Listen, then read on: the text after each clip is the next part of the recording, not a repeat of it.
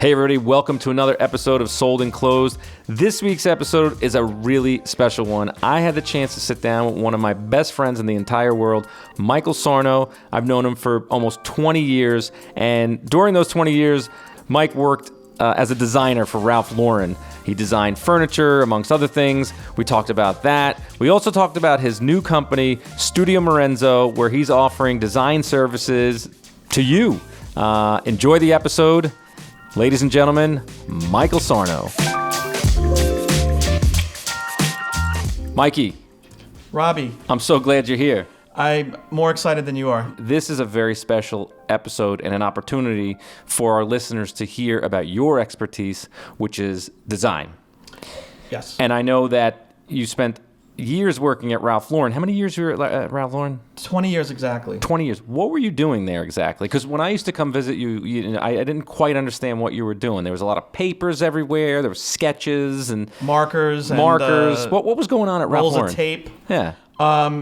It was an amazing experience. In all seriousness, I was there right out of school, and I learned so much. They actually call it Polo University. So I had a great experience there. I had some amazing mentors and friends, and some of which you know.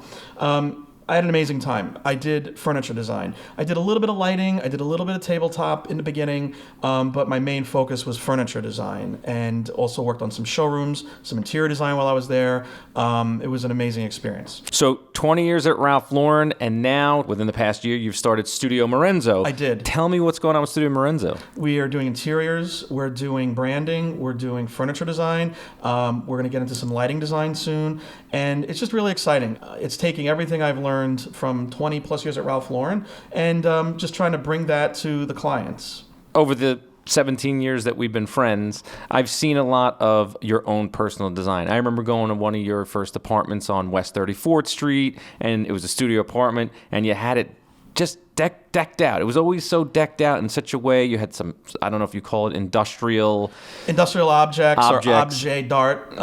But yeah, God bless you. I didn't know this was a multilingual podcast.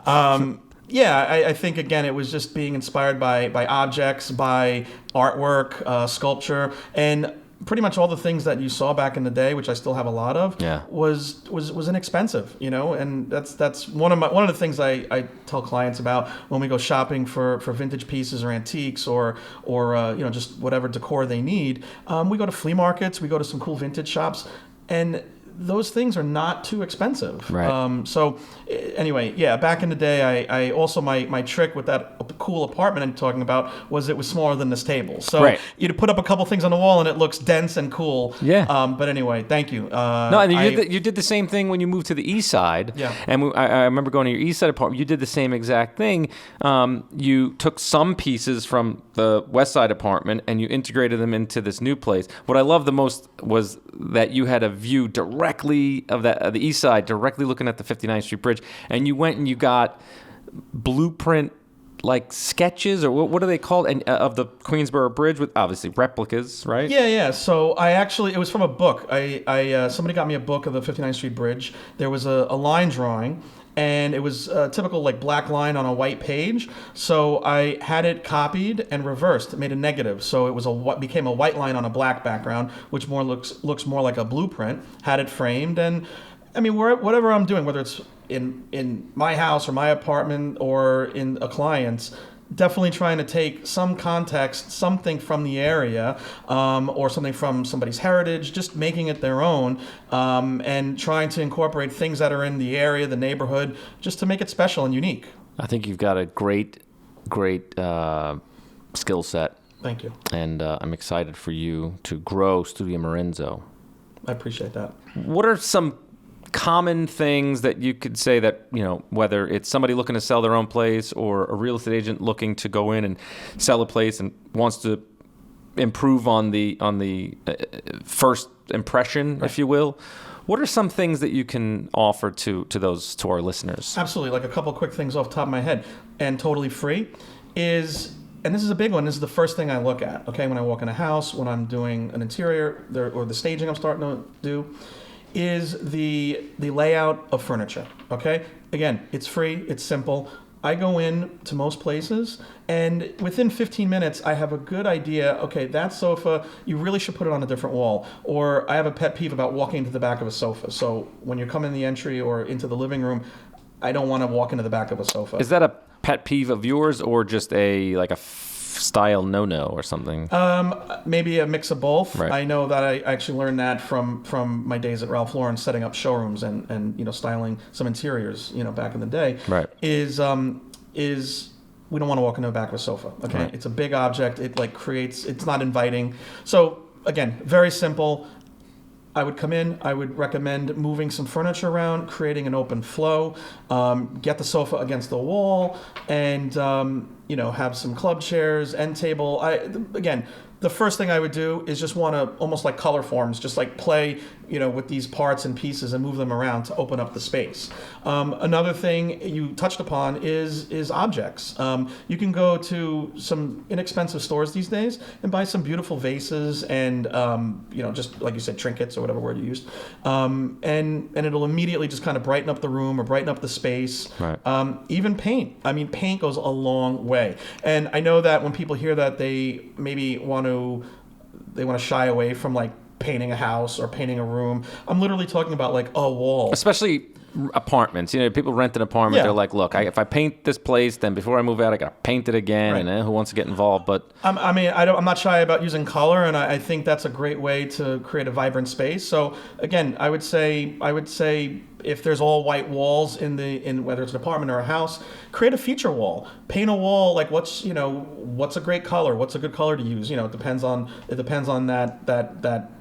that customer or that clientele in the area. Is this Soho where we're going to have like where people are maybe more open to using different colors, or is this maybe a more traditional area or traditional home where you want some more subdued color? So you got to know, again, your area, your context, who your clients are, how are they going to respond to bright colors, or should it be like an off-white or a gray? But the point is, I would create a feature wall, put up some new artwork. I mean, I'm talking really inexpensive things here. So in that regard, you give advice, you say, you come in, you say, here's what you should do here, here's what you should do here. And as you know, much like myself, I would take that advice and get excited about it and then get so busy that I don't execute on it, or it becomes a little overwhelming to execute on it. Will you be offering the full execution? Like, here's the plan? Absolutely. Is it a separate thing? Do you say, hey, here's my strategy, here's my plan, and if you want me to execute it, I could do that as well? That's absolutely the idea. I think most of the clients would probably, I'd imagine, just because of the cost of certain things today, is maybe try to keep it a little less expensive. So I would imagine most people would do this, like maybe a couple hour consultation.